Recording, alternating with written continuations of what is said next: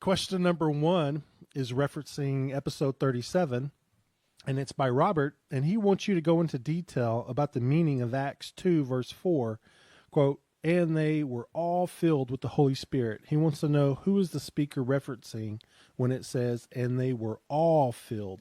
Could this be a reference to only the 12 apostles? Also, were they speaking in tongues?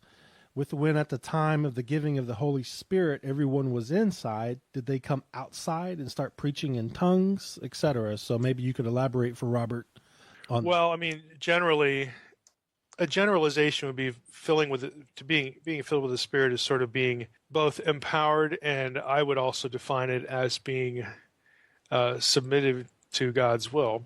Now, in the context of Acts 2, I think the first of those is really more of what's in view. I don't see any exegetical justification for restricting the description there, the language, to just the 12. I mean, the 120 are first mentioned in Acts 1:15, and if you read that number included the 11 because they were meeting to replace Judas.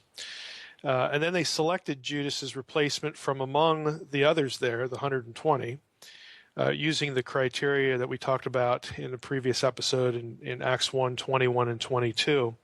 And so Acts 1 ends with the 120 present in the scene, and of course the 12, the newly reconstituted 12, are among them.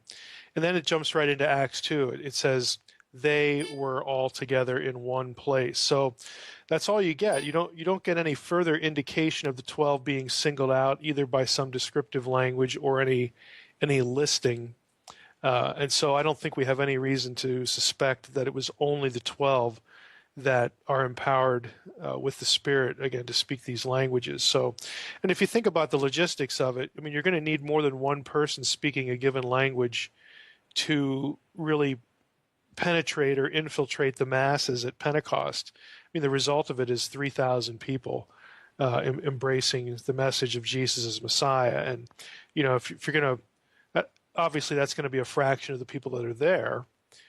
And so how do you do that with only 12 people? I think the more logical reading, and certainly there's nothing in the text that violates this or impedes it, is that all of them were empowered by the Spirit to do this. So that's how I would address the first part of that. The whole thing about coming outside, if people aren't familiar with the text, let me just read the first few verses of Acts 2. It says, when the day of Pentecost arrived, they were all together in one place, and suddenly there came from heaven a sound like a mighty rushing wind, and it filled the entire house where they were sitting, and divided tongues of fire appeared on them and rested on each of them, so on and so forth. And then it goes into the description of other people hearing them speak in their own language.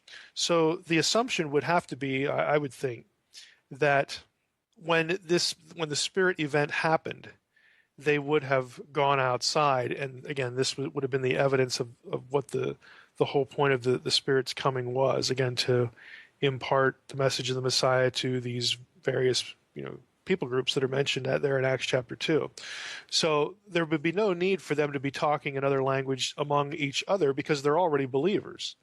And so again, the implication is that they leave the house and then they go, and start talking to people. Biblical scenes of events frequently do not give point by point or point to point detail. In fact, I think you'd be hard pressed to find one that really, really does. Even itineraries like for Old Testament Israel. If you compare, for instance, Numbers 33, which is the itinerary of going from Egypt, to Sinai and so on and so forth. There are differences between that itinerary and some of the other things you read in other parts of the Torah. And so a lot of these things, I think, basically all such descriptions of events like this are selective. And I can only say personally, having written fiction, again, that's my only analogy for this, having written that sort of detail, again, he stood up, he turned left, he looked at the person, 3 feet from the door, that kind of level of detail is not necessary for creating or recreating an event or a scene.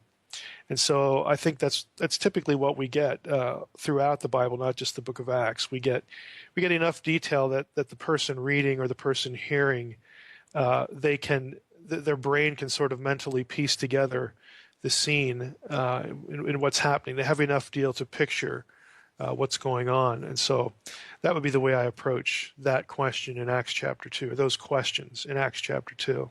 Okay.